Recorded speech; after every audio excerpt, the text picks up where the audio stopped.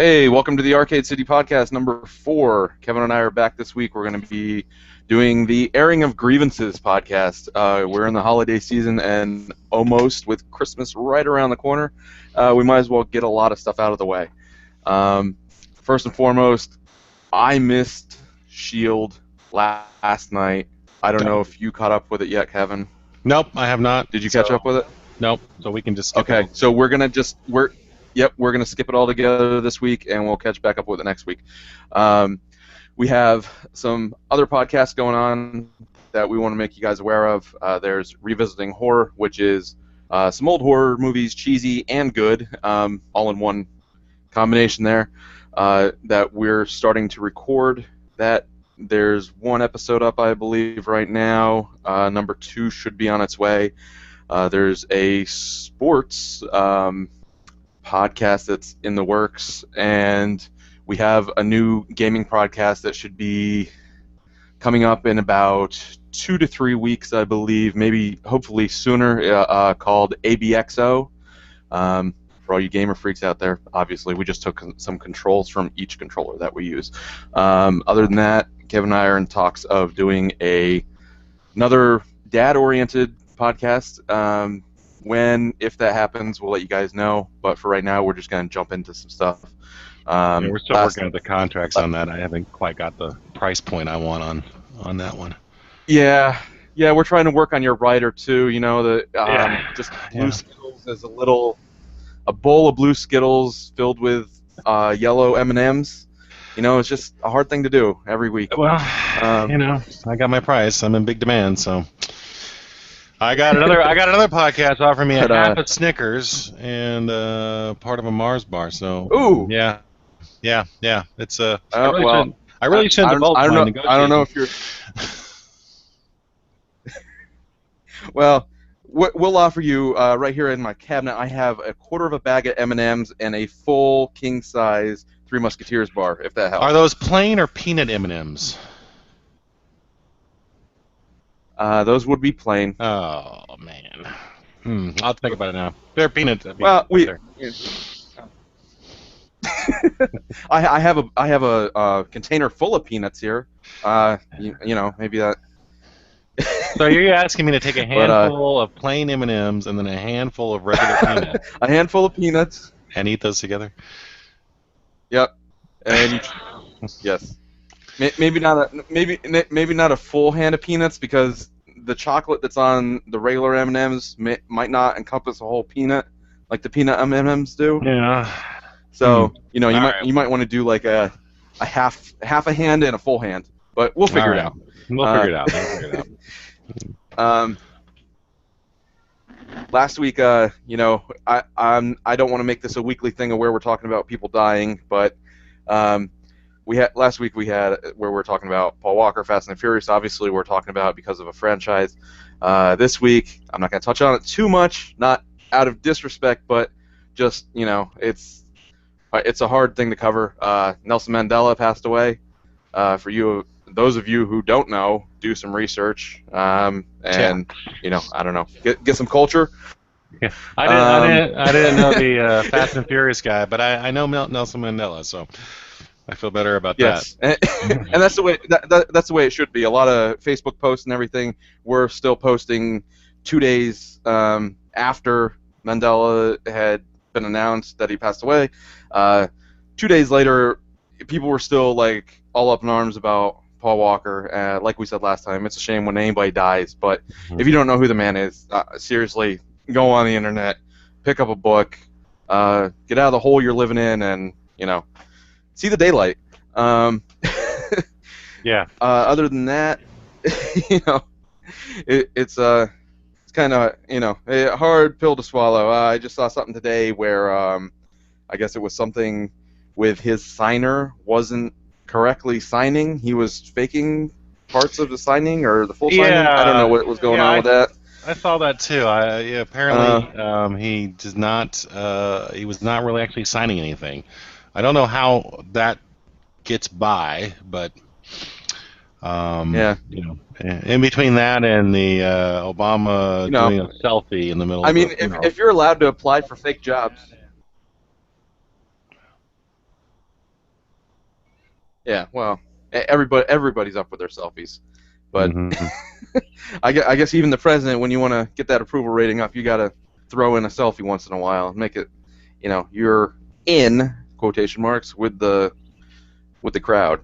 But if we are applying for fake jobs, apparently, I mean, I would like to make Dr. Money or be a chemical engineer and just pour liquids together. So, if anybody has any offers, throw them at me. Sure. In other news, we're gonna get into news real quick. We have some. Did you see the X-Men news that just dropped this week?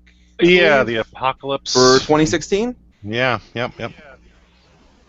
Yes, I mean we're not even at Days of Future Past, and we're already talking about the next movie. So, kind of exciting. I always kind of like the Apocalypse character, so like to see how it's done. I would imagine CGI, because I don't know who you're going to get that big.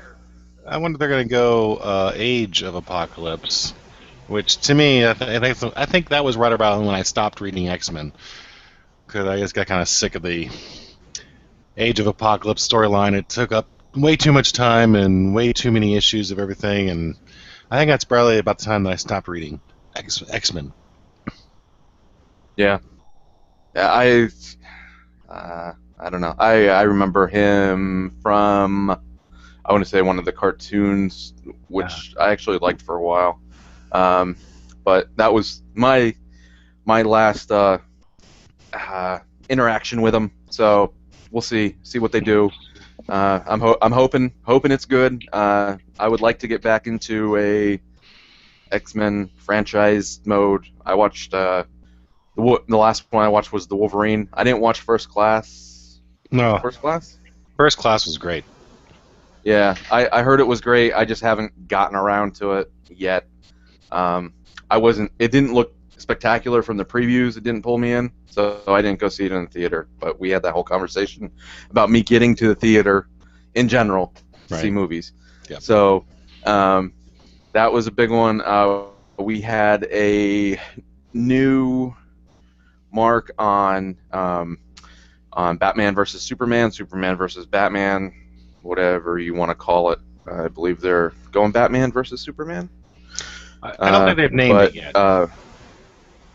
Yeah, it's I'm a little worried from some things I read. We'll get, it goes into what you were saying about having too many villains, because we were told that Jason Momoa, I believe is his name.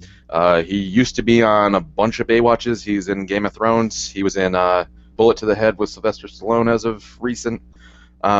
He's going to be somebody. We're not sure who. Rumor that I read was possibly Metallo or Martian Manhunter. Now, I heard... I'm not really sure where that's going. I heard Doomsday in Martian Doomsday? Manhunter. Yeah. Yeah, I read that Doomsday, and I didn't pull his name, somebody else was actually up for that role, so possibly they were going to take it away from this guy. Like I said, it's all speculation right now of who he's actually going to be. We're still supposed to see who's going to be Flash, because he's supposed to make an appearance too. I guess we're heading, right out of this movie. We're hoping that we're heading right into a Justice League movie, and then after that, I think we're supposed to get our spin-offs of Wonder Woman and the Flash. The way it's going now with all these characters, it's going to be a Justice League movie. Yeah, and the thing that was bothersome to me was I was reading that, okay, if this other guy is going to be Doomsday, I also read that we're supposed to see Lex Luthor. We're supposed to see, oh God, there was like 2 other names, and what they were saying was they were going to pull 2 villains from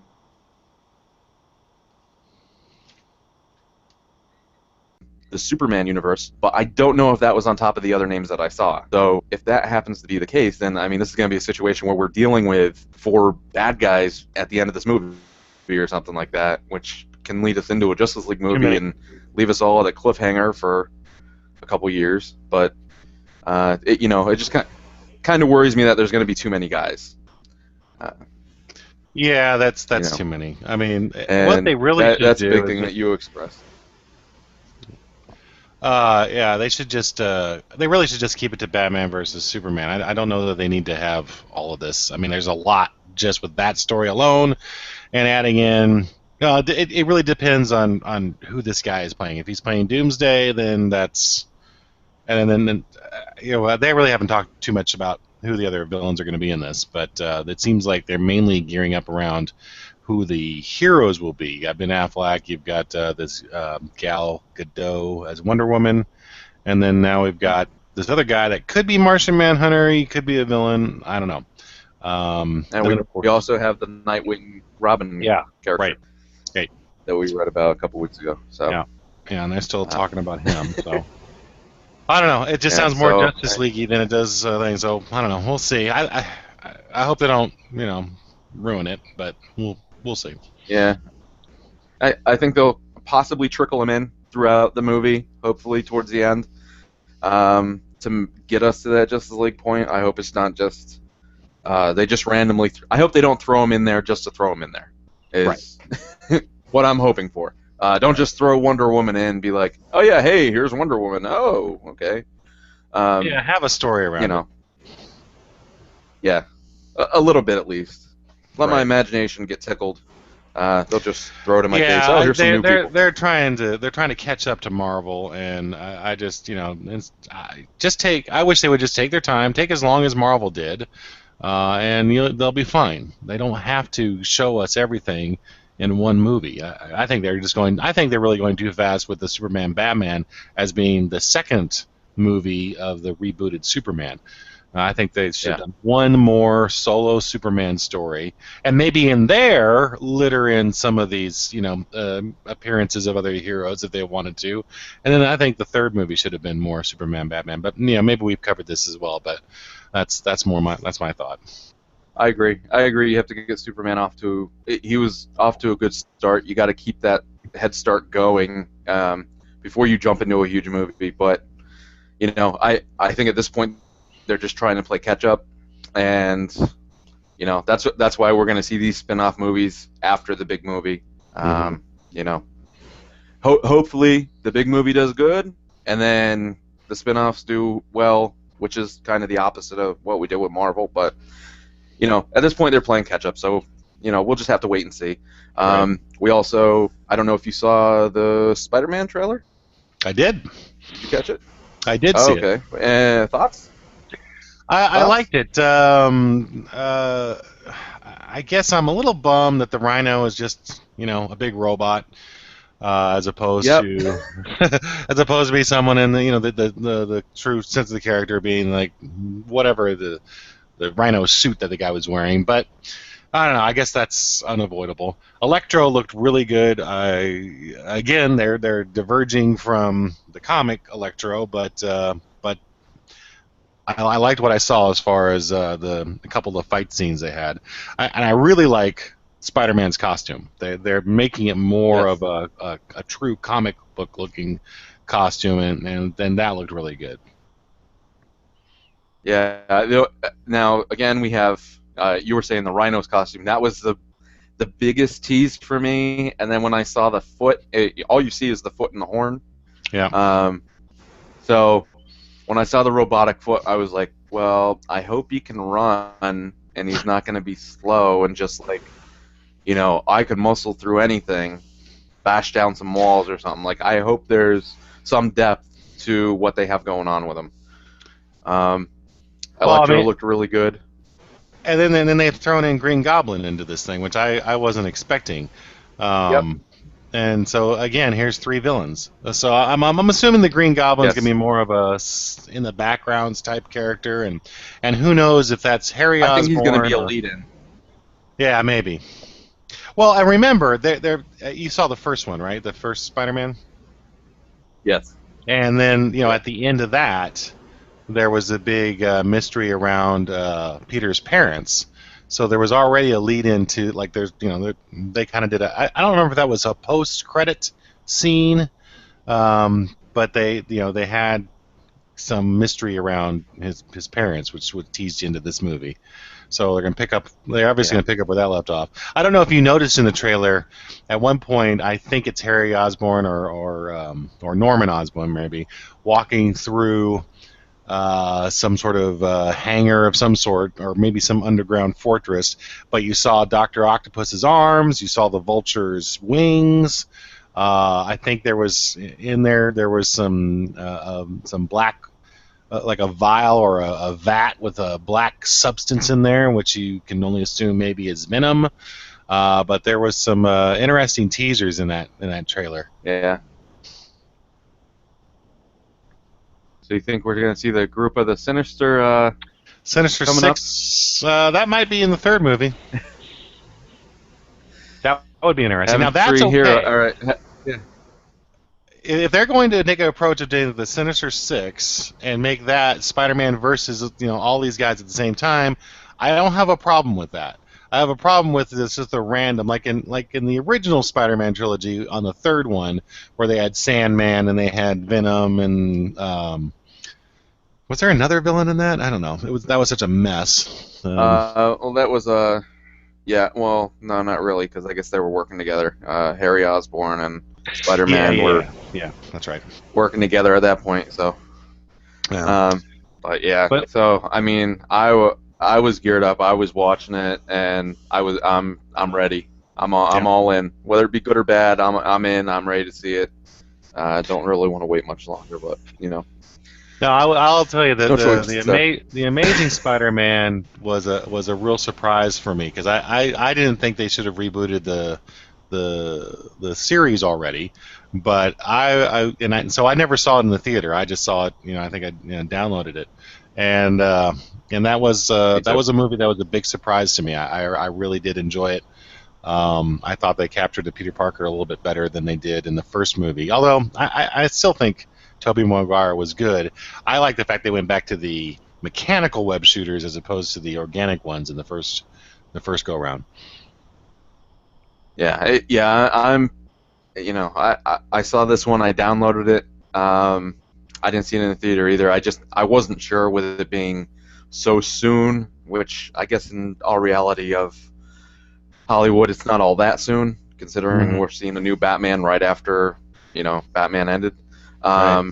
So I was a little skeptical about it, but I picked it up and I really liked it. So this one, I'm just hoping they keep in the feel of snarky Spider-Man, and I hope the two main villains don't get in the way. But if they're gearing up for a Sinister Six, then so be it. Whatever, I'll be fine with it as long as it's done right. You were, while we're in our comic universe here, we were, as we said, airing of grievances. You were talking about last time, brought up real quick about rebooting comics, right? Yeah, well, and it's not as much rebooting it's renumbering. Everything. All right, so I've done some research on this since I mentioned it and brought it up. Recently, DC did the reboot of their entire universe, and with the New 52, and then at Marvel, they've got Marvel Now, and they've been rebooting their books to new number ones. The biggest difference is that in DC, they actually they've kind of rewritten their entire history, it seems like. And so now they have a Superman that's much more cockier, doesn't wear his red underwear on the outside anymore. I don't really know anything else that's going on. I think they retrofitted a couple characters, took away some, brought some back. But it's like they changed basically the core of their universe. Over on Marvel, they have gone to new number ones, and having kind of stepped away from comics for a little bit, I didn't know if they rebooted their universes as well. But I'm happy to say that Marvel still maintains its history, but they are starting with a lot of number ones. And I understand from a business standpoint, number ones bring in more money, but can't we keep that original numbering somewhere? You know, Thor was in the 500s. If you go back to DC, Action Comics was in the 900s. Detective was in the 800s, and they've abandoned all that to go with a new number one. And I guess the question is, and I thought I knew the answer was like, well, I think that's a bad thing, but I don't know. Maybe it doesn't really matter in the whole realm of everything, but it just seems like you're losing a lot of history when you choose to abandon a long numbering scheme just to start a number one because you want to boost sales.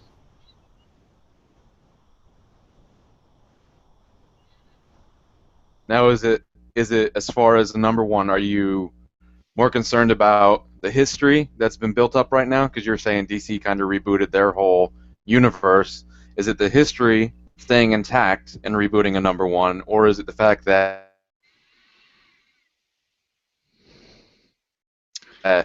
we have Amazing Spider-Man, Spectacular Spider-Man? There's Well, yeah. There's Absolute Spider-Man. Are you talking in that sense, or as far as history, both?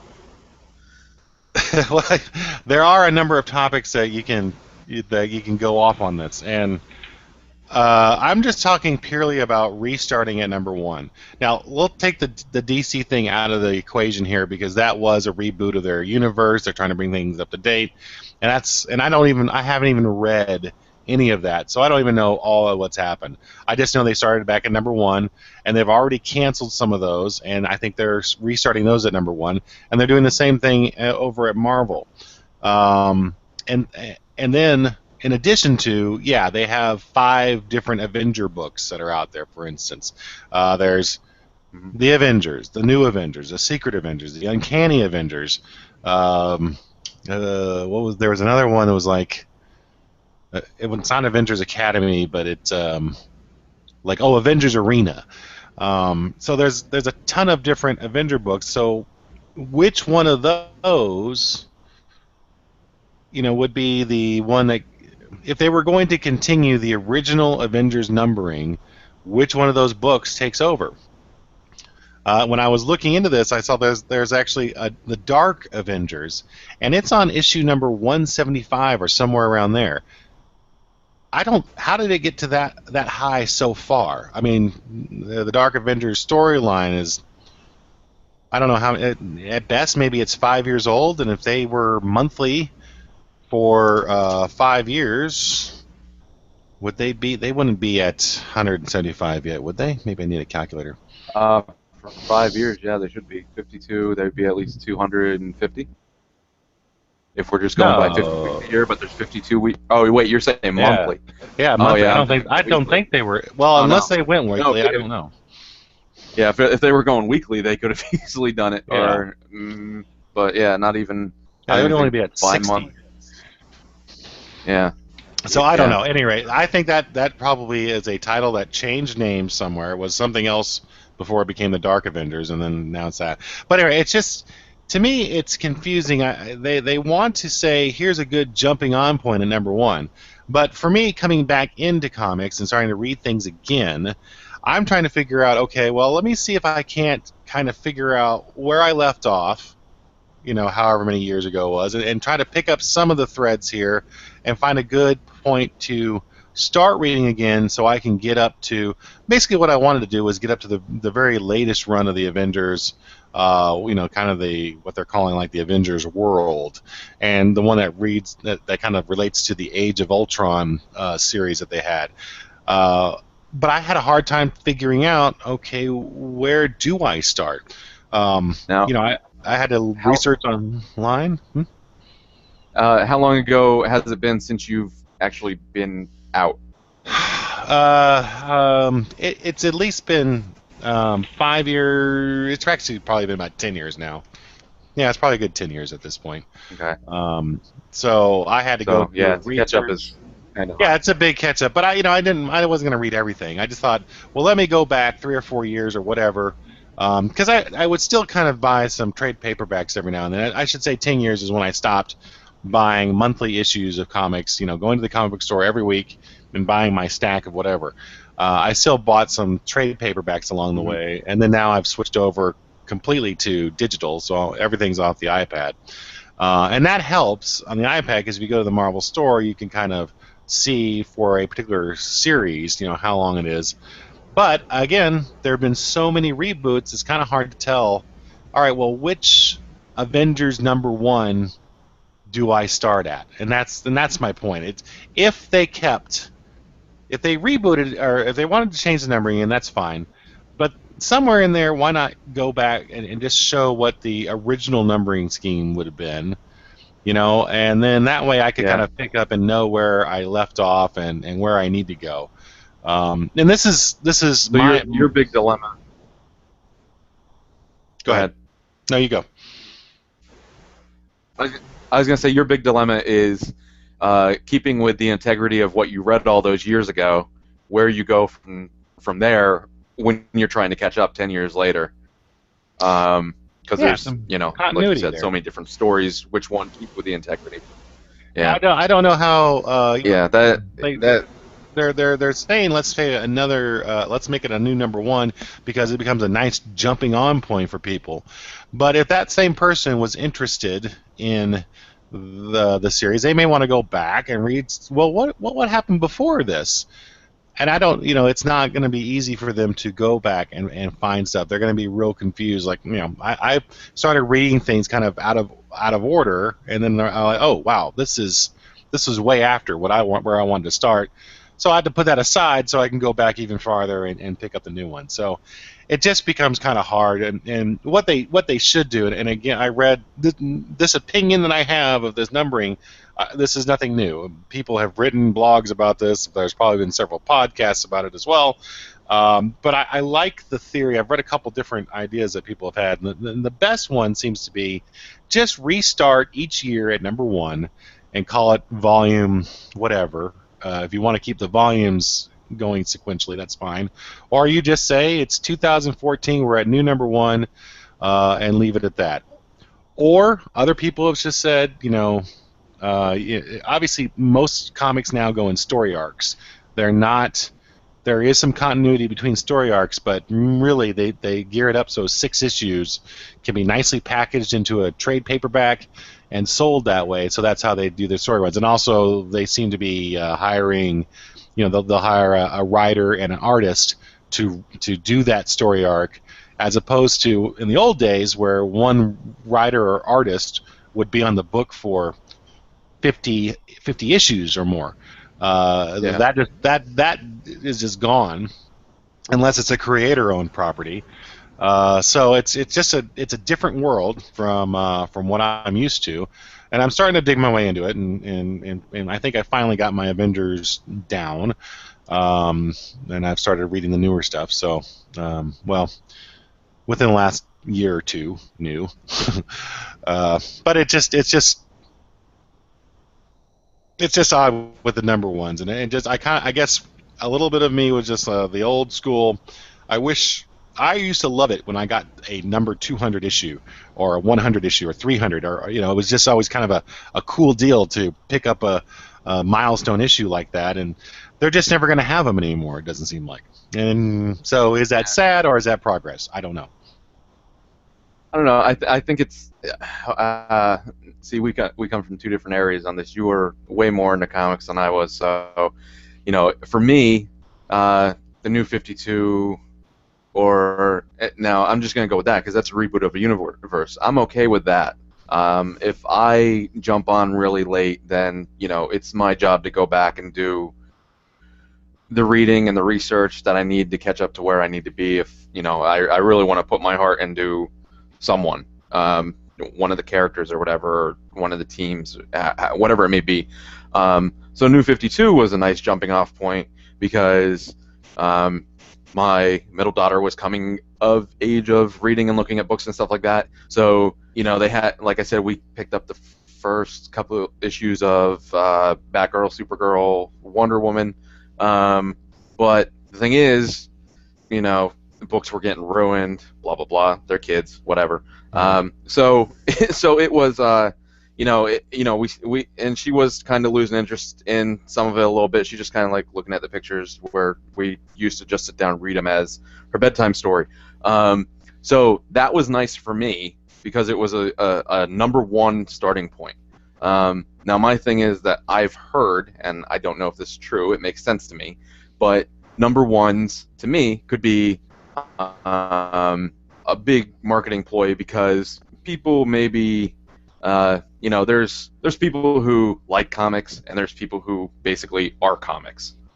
They can recite so much stuff from them, and the people who just like them, they pick them up here and there. Kind of like me, I like them, I pick them up here and there. I'm, not deep in there, but so if a number one comes out, that's like those people will be like, ooh, a number one, that'll be worth money, X amount of years down the road. But what I've heard is that actually like a number two or a number three might be worth more, only because that number one is where all the bandwagon jumpers jump in, and after that they might not have a number two or a number three, so there might be less of them out there. Right. If that's true or not, I'm not really sure, but it makes sense. But as far as reboots with comics, if you keep the universe intact or you change the universe completely, I would be okay with that. What you're saying is, where someone like you is getting confused of where to go, and you kind of, because you've been in it longer, so you reading over things are okay. But if you're someone new jumping in, it's going to be a little bit of a handful for you. I mean, even if I want to go back and learn all I can about the Avengers, I mean, it's going to be a whole headload.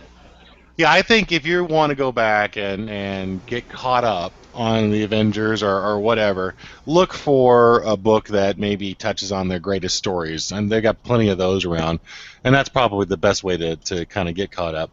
I would consider myself probably a unique circumstance where I followed them very heavily, and then was gone for whatever, off and on for 10 years.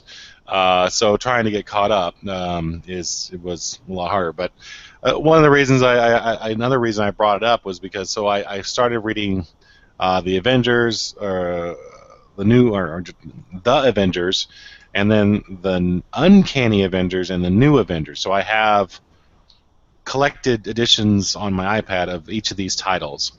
And then I just read that they're going to start another new book called Avengers World, which I thought that's what I was reading now, and it's like, yeah.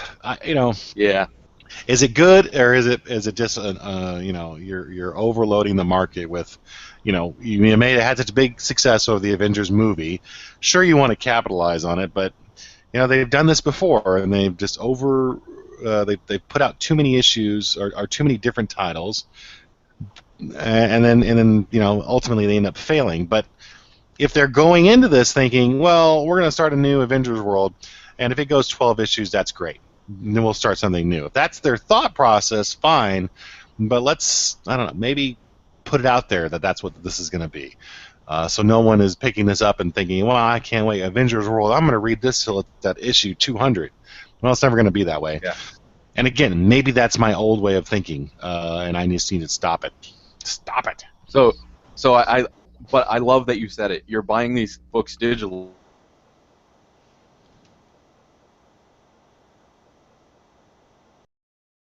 All right, I've lost you.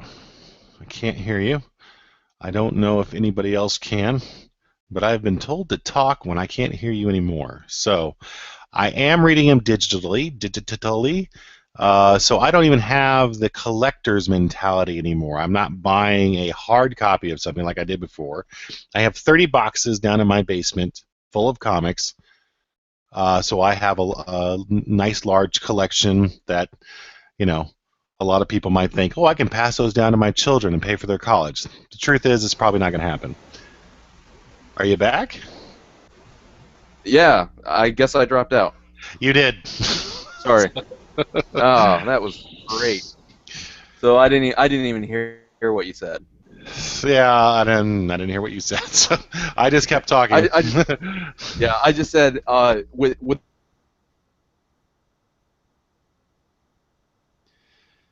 well, the world of paperback versus digital. That's why I love that you said that, because does it mean that collecting paperbacks are the people who are collecting them for the future, or does digital hold any ground?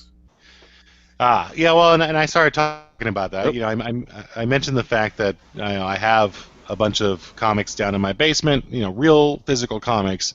I, just because of space, much prefer the digital. And I actually kind of like reading in the digital because, you know, it kind of moves panel to panel as opposed to, you know, looking at each page each time. Back when I read comics, before I understood anything about collecting or whatever, I used to always read, and before I got to the last page of the comic, I would flip it around so I couldn't see the last page, so I could always be surprised if there was a cliffhanger. So, but then I found out that ruined my books, so I stopped doing that. Yeah. You know, I like the digital format, and you know, here again, love that you said it. Digital, because this is where everything is going worldwide, and it brings me to my grievance, which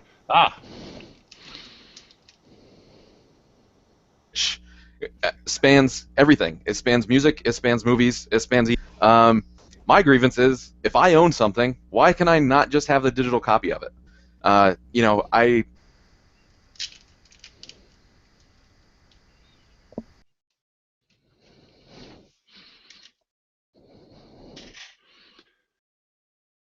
Okay, we're at another point here where I'm not sure if I cannot hear Brandon, and I do not see that he is actually talking. We're having some technical difficulties at this point. Please stand by. Well, I'm sure Brandon will show us again, but I understand what he was saying. Why not have a digital copy if of stuff I buy physically? I believe, and I agree with that. One of the things that I like is if I bought a CD off of Amazon and had that CD mailed to me, Amazon now made available through their cloud player digital copies of anything I ever bought music-wise. So that's really nice. So I can go back there and download those. Although I switched to digital music a long time ago, so there really wasn't much out there in my Amazon library. Brandon, let's just check in with you again. Are you there yet?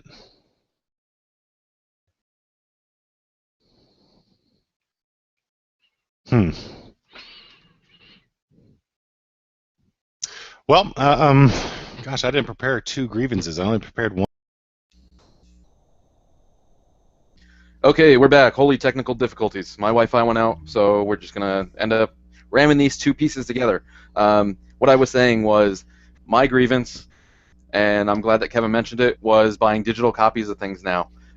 Comics, DVDs, music, everything's going digital. I don't understand why, and this is probably where I cut out, is if I have something, why I cannot have the digital copy of it also, no matter when I bought it. I understand that if I have a VHS, you're not going to give me a DVD, or if I have a DVD of the Avengers, you're not going to give me the Blu-ray. But I did buy it once. Let me have a digital copy of it, whether it be music, comic, whatever. That's my big grievance, and I don't know if you feel the same way as I do, Kevin, but it's a little bothersome. Yeah, it was actually, I picked up on what you were going to grievance about, and I mentioned that I assumed you were saying, like, if I buy a physical copy of something, I should be able to get the digital copy. And I do agree. If there's one available, then there's no reason I shouldn't have it. I have made mention that Amazon, if you bought a CD through Amazon over the course of, I think going back to like 1997 or something, any of those that you've bought through Amazon, they now made digital copies available to you on their cloud player. And I don't know if you know this or not, but that's kind of cool. But and I had said, so there were about, I don't know, half a dozen CDs that I had available to me that I bought going back to 1997. But I started fairly early on the digital craze, so most of my music is all digital anyway. So it doesn't. But one thing I'd like to say, I think that also should be true in the reverse. So if I buy a digital copy of a movie, which I will do often on Amazon, and I have a library, I should also be able to get a hard copy of that if I chose to get that. Maybe pay a surcharge for it, maybe a couple bucks, because you are producing something. I could understand them letting you maybe burn a copy of it. My big thing with that would be, again, they're not going to, although these things maybe cost them all of, let's be honest, 35 cents to make. Right. They're not going to send you a DVD with the sleeve that's in it, with the DVD that's actually printed. So I understand from that point where I would say, okay, give me maybe, I don't know, maybe there's some kind of converter or player or something where I can burn the digital copy, like I can do in my Google Music, I can do in iTunes. I buy it digitally, I can burn a copy of it. My big thing is I buy it.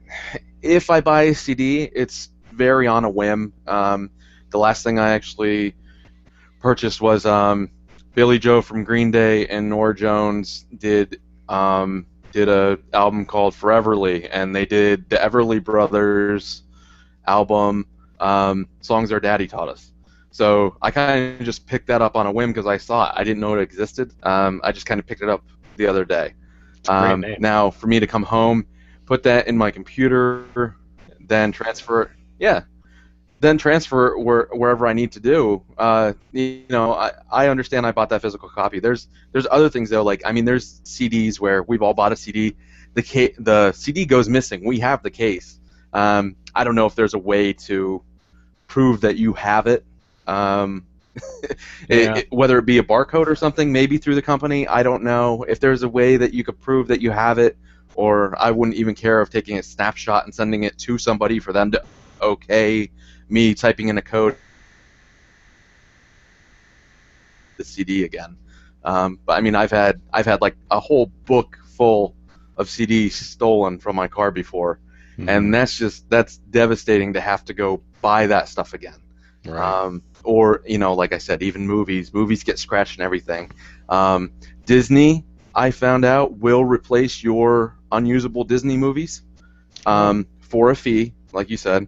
They'll replace it for a small fee, but if you have one of their movies and it's horribly scratched, it will not work anymore. They will give you a new copy for a small price. I'm not going to get quoted in the numbers, but it's out there if you look it up. That's nice. There's a I was just reading today and I didn't write down what they were called. There's a game company now that if you have a game that won't work, they will if you have the game, you physically have the game, you can send it to them and they will send you a new one. That's nice. But in this age of everything going digital, I don't feel if I want a physical copy of something, or I happen to pick up a physical copy of something, like we said last time, DVDs, you get all those extras. Why would you not pick up a DVD or a Blu-ray? Well, I know why you won't pick up a DVD, but why you wouldn't pick up the Blu-ray at this point for the extras if it's something you really want to see, and then you come home and not all of us rip everything or whatever, but I would always I hate that there's like 4 or 5 different subscription services to do all this. You can get the digital copy on your tablet if you're using Sony. I think it's VA Player or something like that, or there's Ultraviolet something. There's like 2 other ones that, and they're all different things that you have to sign into. It holds your movies in this cloud, but I don't really want to be signing into 3 or 4 different things. I'd rather just have them all in one spot. Yeah. I use primarily, if I'm going to get movies, I'm just using Amazon, and this is all through my PlayStation 3. Although I noticed that now Redbox has a movie service that you can get, and there's Hulu, and there's probably a Blockbuster app even now. But I used Redbox for a while. Is that rental only, or do you buy them? I think when I had it, it first came out. I think it was. I want to say it was rental. I think it was rental only. They had a lot of free stuff on there. Like I watched this comedy thing that had Chris Rock, Jim Carrey, and Ben Stiller. I think all like sitting down, doing a. It was like this big interview session with Bill Hader was the host. Yeah. And it was set up like a movie, and they were just all three of them were just able to do whatever they wanted on stage. So of course Jim Carrey was just a nutball, but Right. they like the service was nice, but I don't know. For me personally, even when I was I was trying to use it on my phone, a lot of buffering errors and stuff like that to the point where they actually just gave me a bunch of free rentals because I was having so many problems with the service. If it's better now, I don't know. I would hope so. But I mean, that was on my phone. But it's just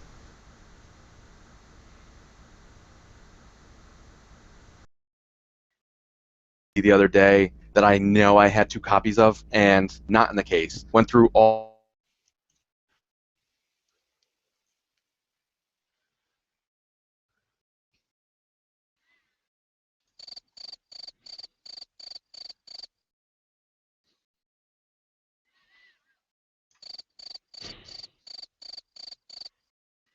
I'm going to start playing the cricket sound when we lose Brandon.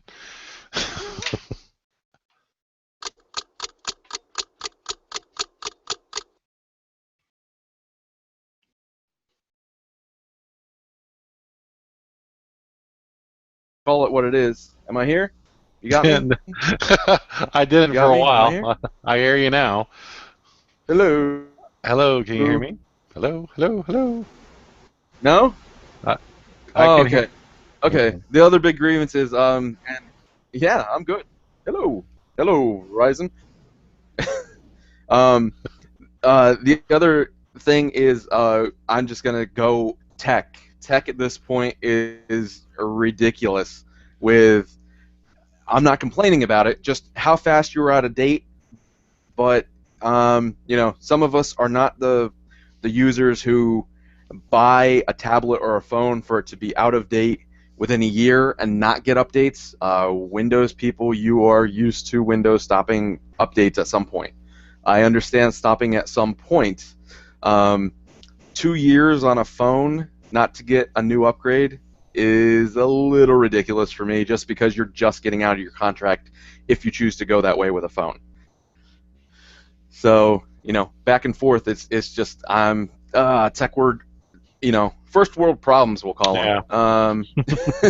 Because it's, I mean, a lot of people care, a lot of people don't. I mean, but, I was sifting through VHSs, a couple that I still have, only because there's good extras on them that you don't actually even get on the DVDs of them, and they were cheesy horror movies. So, I just had that. I bought a movie.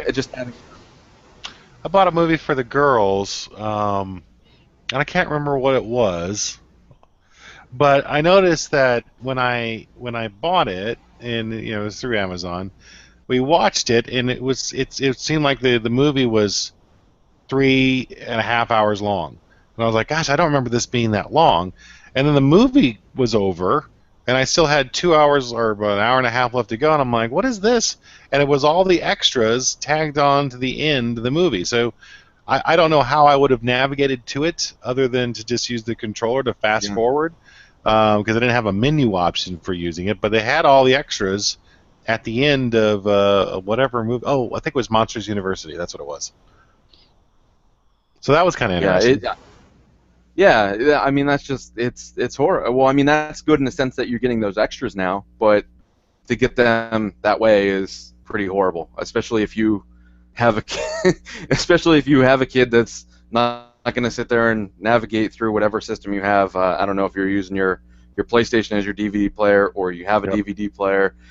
Either way, or, well, you said you bought digitally, so whatever. If your computer's hooked up to your TV or whatever crazy way you got everything networked at your house, I mean, it's just, for a little kid, I mean, especially for us, I mean, we have young kids, we could say.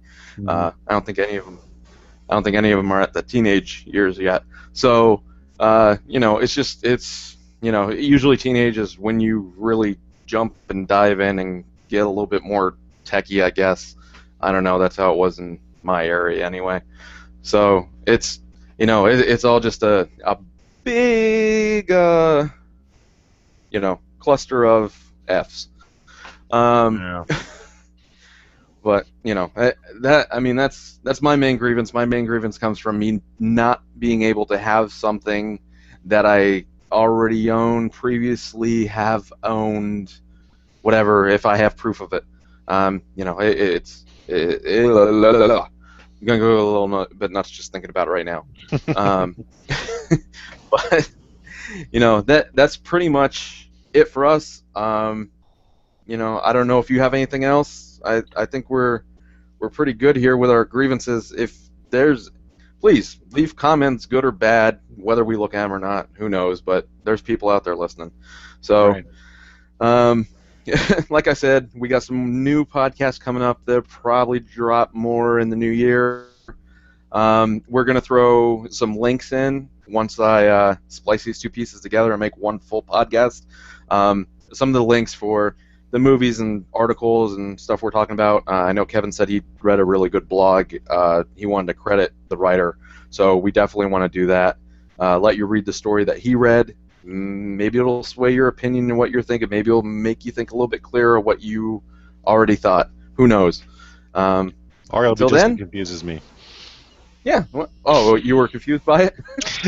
No, on the topic itself. I don't know where I stand on the topic. It's just it annoys me that they went to number ones, but I'm not sure that it's a bad thing. I don't know. It's worth people to think amongst yourselves and then post a comment on what you think about it. Yeah, unless you're going to post that somebody's stupid, because that really helps. Yeah, don't do that. Yeah, that doesn't help anybody. Troll somewhere else. Yeah, exactly.